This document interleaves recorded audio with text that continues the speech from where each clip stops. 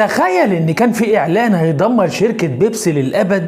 سنة 1992 وتحديدا في الفلبين، شركة بيبسي عملت اعلان ومسابقة عادية كالعادة، وكانت الخطة ان اللي هيحمل رقم 349 هو اللي هيفوز بمليون بيزو فلبيني، يعني حوالي 40,000 دولار. وفي يوم 25 مايو وقت الاعلان عن الفائز، اكتشفت الشركة ان في اكثر من 4000 شخص واقفين امام مقر الشركة بيطلبوا بجوائزهم، لان وقت الطباعة على غطاء الزجاجة حصل خطأ حاسوبي، وبدل ما يطبعوا الرقم على غطائين طبعوه على 800 غطاء زجاجة. فكان على الشركة ان هي تدفع 16 مليار دولار، لكن الشركة رفضت، فحصل مظاهرات واعمال عنف، ده غير الهجوم على مقرات ومخازن الشركة، والفائزين رفعوا قضايا بالتعويض، لكن الشركة رفضت وما دفعتش اي تعويضات، بس خسرت 50% من حصتها في السوق. ولسه في بيبسويين شايلين سواد في قلبهم من الشركة الى الان، ومش راضيين يلايقوا ولا يتفاعلوا مع الشركة.